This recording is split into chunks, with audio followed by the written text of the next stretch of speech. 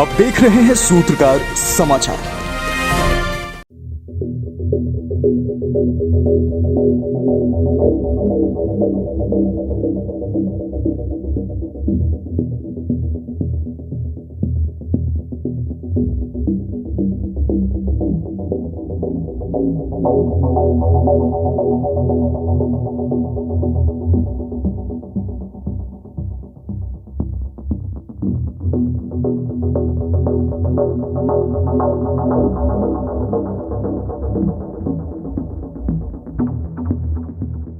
नमस्कार, आप देख रहे हैं सूत्रकार समाचार। मैं हूं संजय समर। हमारे साथ कैमरा सहयोगी हैं दीपक। आज हम खड़े हैं पिठोरिया के उस स्थल पर जिसे गद्दार राजा का नाम दिया गया है। इस राजा ने गद्दारी की और अपने ही 2 शहीदों को पकड़वा दिया। पकड़वाया ही नहीं बल्कि उनको फांसी तक हो गई। उनका ये किला है। हम कहेंगे अपने कैमरामैन से कि किला को दिखलाएं।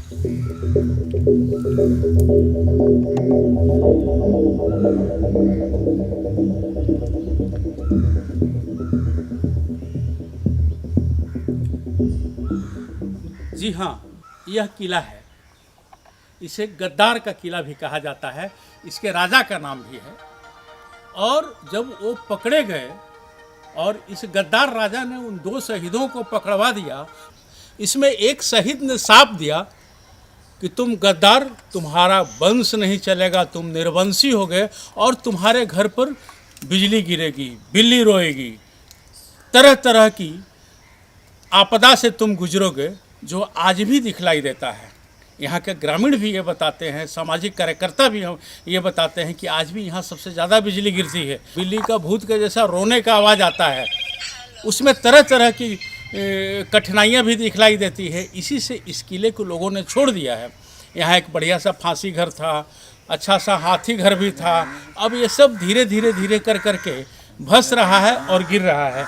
यहाँ के रहने वाले हैं महेंद्र भाई। महेंद्र जी से हम जानना चाहेंगे कि आखिर इस किले की कहानी क्या है। भाई महेंद्र। समर जी, ऐसा है कि ये किला ऐतिहासिक है। ऐतिहासिक इस मायने में है कि अंग्रेज़ पीरियड में जब 1857 में यहाँ गदर हुआ, लोग देश के लिए लड़ने लगे। इसने अंग्रेज़ सरकार से मिल के 2 वीरों को, बोलिए झारखंड का वीर या छोटापुर का वीर को, इसने गद्दारी करके पकड़वा दिया। अब पकड़वाया ही नहीं, उन दोनों को फांसी की सज़ा भी अंग्रेज़ों ने दे दी, जिनका नाम आप लोग सुने होंगे, राजा विश्वनाथ सहदेव एवं पांडे गणपत राय। ये दोनों बहुत बड़े देशभक्त थे, देश के लिए लड़ रहे थे। उनको पकड़वाए तो उन्होंने जब फांसी हुआ उसमें वो शराब दिए कि जाओ, जिस तरह तुम हम लोगों को देश से देशद्रोही कार्य कर रहे हो, तुम्हारे वंश में कोई भी नहीं बचेगा, कोई पानी देने वाला नहीं बचेगा, तुम्हारे महल में वज्र गिरेगा, बिल्ली रोएगी, कुत्ता रोएगा। और आज भी इसमें 2 साल में वज्रपात होती है। और हम लोग तो यहाँ बचपन से देखे हैं कि यहाँ वज्रपात गांव में कहीं नहीं होगा, यहीं पर विशेष रूप से वज्रपात होता ही है। और भी हैं हमारे साथ, वो भी इसके बारे में जो जानते हैं बताएंगे। ग्रामीण रंथू जी हैं, रंथू मिश्रा जी हैं, वो भी यहाँ का पुरोहित हैं। वो भी, उनको भी बहुत सा जानकारी है, वो भी विशेष रूप से चर्चा करेंगे। स्वतंत्रता संग्राम की लड़ाई 1857 की है। 1857 में ये महल काफ़ी चर्चा में भी आया हुआ था, काफ़ी चर्चा में था। रंतु मिश्र जी हैं। रंतु मिश्र जी का भी रिश्ता स्वतंत्रता सेनानी परिवार से भी रहा है और ये यहाँ के ब्राह्मण हैं। इनसे हम जानेंगे कि क्या है, पूर्वजों ने क्या बताया है। सबसे पहले राजा जगतपाल सिंह जो थे, वो हमारे परदादा को यहाँ पर पुरोहित के रूप में लाए थे। मेरे परदादा इनके पुरोहित रहे थे।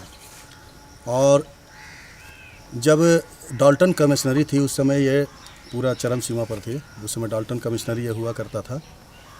और जब ठाकुर विश्वनाथ सहदेव जो बसारगढ़ के थे और पांडे गणपत राय जो भंडरा के पास भौरों एक गांव है, आज भी पांडे गणपत राय की भौरों गांव पर एक बड़ी आदमकद प्रतिमा लगी हुई है। मैं उनका गांव गया हुआ हूं और उनके गांव पर उनके पांडे गणपत राय की बहुत बड़े एरिया पर आदमकद प्रतिमा है। ये दोनों हमारे स्वतंत्रता सेनानी थे, अंग्रेज़ों के साथ इन्होंने लड़ाई लड़ रहे थे। तो इनको पता चला कि पांडे गणपत राय और ठाकुर विश्वनाथ सहदेव जो है सो पिठोरिया क्षेत्र पर छिपे हुए हैं। तो इन्होंने डाल्टनगंज उस समय रहते थे, डाल्टन इसलिए उनका नाम भी डाल्टनगंज रहा। तो उनको खबर किया तो उस समय रामगढ़ का जो पलटन छावनी थी उनको बुलाया गया कि पिठोरिया नज़दीक रामगढ़ से पड़ेगा। तो वहाँ से जब छावनी से आ रहे थे तो उन्हीं समय मैंने वहाँ पर उनको किसी कारणवश रुकना पड़ गया और वो नहीं पकड़ा है उस दिन। लेकिन दूसरे दिन उनको बसारगढ़ से पकड़वा दिया जाता है, जहाँ उनका मूल निवास स्थान था, पकड़वा दिया जाता है। और उसके बाद में जो जिला स्कूल आज देखते हैं, जिला स्कूल के बाहर में कदम का पेड़ था, वहीं पर ठाकुर विश्वनाथ सहदेव को और पांडे गणपत राय को फांसी दे दिया जाता है। आज भी जो फांसी स्थल वहाँ पर है, वो फांसी स्थल जिला स्कूल के ठीक बाहर में शहीद ठाकुर विश्वनाथ सहदेव विद्यालय भी नाम है उनका, उसके बाहर फांसी स्थल है। और जिस डाली पर फांसी दिया था उस डाली आज भी खेलगांव में जो हमारे म्यूजियम है, संग्रहालय है, वहाँ पर वो रखा हुआ है। धन्यवाद। मिश्रा जी, ये भवन है, ये इतना बड़ा किला है और जैसा कि कहानी आपने बताया, तो क्या पांडे गणपत और सहदेव के पक्ष में ग्रामीण लोग नहीं उतरे? क्या था कि ये राजा इतना क्रूर था कि अगर जो समझ थे तानाशाही बोला जाए, जो भी इनके विपक्ष में बात करता था तो उनको भी वो प्रताड़ित किया जाता था, जिसके कारण उनके पक्ष में बोलने वाला कोई नहीं था। तो हमारे साथ इसी गांव के हैं भाई प्रमोद जी समाज सेवा से भी जुड़े हुए हैं और जो मेधावी छात्र हैं उनको ये प्रमोट भी करते हैं, उनको पुरस्कार भी देते हैं और यहाँ का अध्ययन इनके पास है। भाई प्रमोद जी, गांव के वरिष्ठ महेंद्र भैया और जगन्नाथ पंडित जी ने बहुत विस्तृत से जानकारी प्रदान की। यह किला था सो एक समय में बहुत संपन्न था, लगभग 100 कमरे थे। किला का सौंदर्य देखने को बनता था, आसपास का परिसर बहुत अच्छे तरीके से विकसित किया गया था और इस किला के समीप में ही एक बड़ा सा तालाब है, तालाब के बगल में सूर्य का मंदिर था। ये राजा बहुत बसे हुए थे, परंतु गलत कर्म की सज़ा मिलती है। गलत जिनके साथ होता है, अगर वह अपनी आह से कुछ श्राप दे दे तो ये फलीभूत होता है। इसका यह सुंदर उदाहरण है, जब ठाकुर विश्वनाथ सहदेव को फांसी देने वाले थे, उस समय उन्होंने श्राप दिया था कि आपका है सो पूरा वंश का समूल विनाश हो जाएगा, आपका महल ध्वस्त हो जाएगा, आपका कुछ भी बनाया नहीं बचेगा। ये श्राप है सो फलीभूत हुआ। अब ये महल है सो पूर्ण रूप से खंडहर में तब्दील हो चुका है। अब उस वंश के कोई लोग भी बचे हुए नहीं हैं। धन्यवाद। भाई महेंद्र जी से हम जानना चाहेंगे कि आखिर ये प्रॉपर्टी जगत सिंह को आया कहाँ से, क्योंकि ये संपत्ति या प्रॉपर्टी कैसे आया, क्या आया, थोड़ा इस पर भाई महेंद्र जी विस्तृत जानकारी दें। ऐसा है, परगनत जो थे वो प्योर गांव वाले थे, गांव के ग्रामीण जैसे थे, लेकिन ये जंगल की ओर प्रतिदिन वो जाते थे, पिठोरिया जंगल की ओर। अब हमारे पूर्वज लोग बताते थे दादा लोग, एक बार इधर से शेर शाह सूरी जो हिंदुस्तान का एक बार राजा बना मुग़लों को हराकर, वो इधर से गुजर रहा था। इसी क्रम में पिठोरिया चौक में एक ईदगाह भी है जहाँ पर वो नमाज़ पढ़ा और इधर से रामगढ़ की ओर जा रहा था। जंगल में उसका घोड़ा कोई मर गया तो उसमें सोना चांदी लदा हुआ था, तो उसको ले जाने का कोई साधन नहीं था, तो वही जंगल में वो गाड़ दिया और गाड़ के वो चला गया। उसी तरह वो भूल गया, लोग किसी को तो पता था नहीं, लेकिन ये जंगल की ओर जाता था और जंगल की रोज़ प्रतिदिन उसका काम ही था लकड़ी वगैरह लाने का, चुनने का। इसी क्रम में उसको कहीं थोड़ा सा चांदी सोना निकला हुआ जेवर मिला, उसको खोदा तो देखा वहाँ की बहुत सा संपत्ति है, सोना है, चांदी है, जेवरात है, और उसी को लेकर ये आया और फिर इसका इस तरह से महल बनाया। अंग्रेज़ों से फिर ज़मींदारी ख़रीदा और सेना बनाया, वो उसी संपत्ति से हुआ, क्योंकि ये अपने पूर्वज को इसको विरासत में कुछ भी नहीं मिला था, एकदम गांव वाला था विरासत में। बताया जाता है कि जगत सिंह ने इस बस्ती को बड़ा बढ़िया तैयार किया और हम ये कह सकते हैं कि उस ज़माने का स्मार्ट सिटी तरीके से बनाया उसने। वहाँ यहाँ पुस्तकालय बनाया, धर्मशाला बनाया, लोगों के लिए पानी की व्यवस्था कराई, हर जाति का अलग अलग मोहल्ला बनाया। क्या ये सब आज भी पाया जाता है क्या?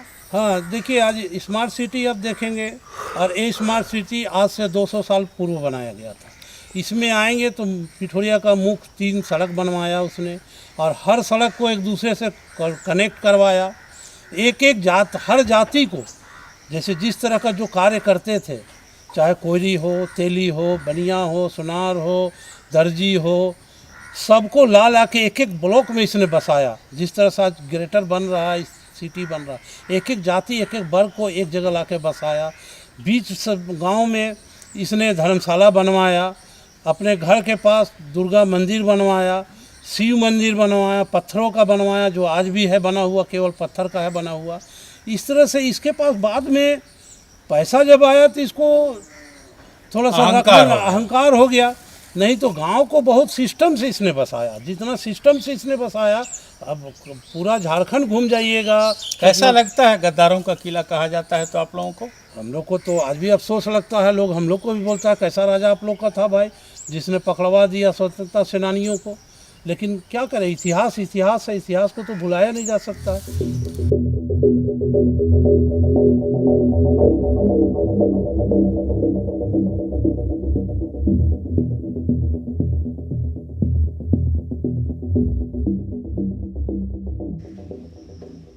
जी हाँ, यह रानी का किला होता था। इसमें रानी रहती थी और यहीं से निकल करके वो पूजा करने जाती थी। हम कैमरामैन से कहेंगे इसको दिखाएं। आज के दिन में यह बर्बाद होने के कगार पर है पूरी तरह से।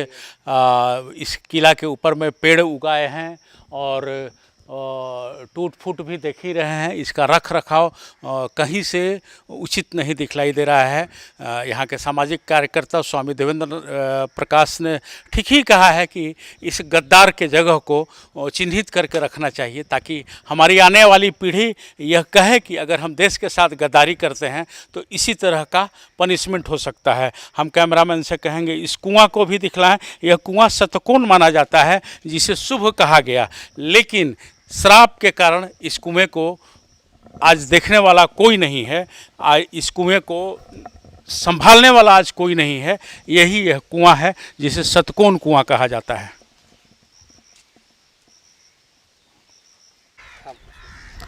जो हमारे पीछे किला दिख रही है वो राजा जगतपाल सिंह की पत्नी रानी का किला है। वहाँ से एक रास्ता अंडरग्राउंड जो आया हुआ था, सामने एक तालाब देख रहे हैं, उसमें एक घाट बनी हुई है, उसको जनानी घाट बोला जाता है। और उस घाट पर वो स्नान करती थी। बगल में एक सूर्य मंदिर है जो कि अब केवल भग्नावशेष बची हुई है, वहाँ पर वो पूजा करते थे। यहाँ पर राजा ने 2 घाट बनाए थे, दोनों घाट अभी भी जीवंत है। उसके बाद जितने भी घाट बने खराब हो गए, टूट गए, लेकिन 200 साल बना हुआ जो घाट अभी भी जीवित है, जो कि मर्दों के लिए, पुरुषों के लिए एक अलग स्नान का घाट था, महिलाओं के लिए अलग था। और रानी महिला जो घाट है वहीं पर स्नान करती थी। आज भी लोग कहते हैं कि नीचे जो है एक खिड़की बना हुआ है, उसे अगर कोई डूबता है तो मिलता नहीं है, चूँकि गड्ढा थी वहाँ पर पहले। धीरे धीरे मिट्टी भरते गया तो बंद हो गई है, नहीं तो जो अंडरग्राउंड की रास्ता वहीं से जाती थी। हमारे साथ हैं सामाजिक कार्यकर्ता स्वामी देवेंद्र प्रकाश जी, जो राजनीति से भी जुड़े हुए हैं। इनसे हम जानना चाहेंगे कि आखिर इस किला के बारे में क्या होना चाहिए, कैसा होना चाहिए, और ये किला की कहानी जो है उससे कितने सहमत हैं। स्वामी देवेंद्र प्रकाश जी।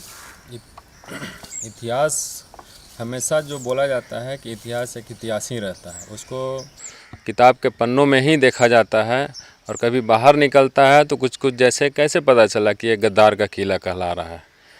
तो हम लोग सरकार से ये मांग करते हैं, जब भी मौका मिले तो हम लोग मिलेंगे भी, कि ऐसे चीज़ों का संरक्षण किया जाए। जो भी हो, गद्दार का किला रहे चाहे किसी का भी रहे, ऐसी चीज़ों का संरक्षण करना चाहिए। इसलिए कि हमारे जो भी ऑफिस, मतलब हमारे जो भी बाल बच्चे रहेंगे, धरोहर रहे, वो सबको, उन लोग को भी जानकारी रहना चाहिए कि हमारा इतिहास कैसा है।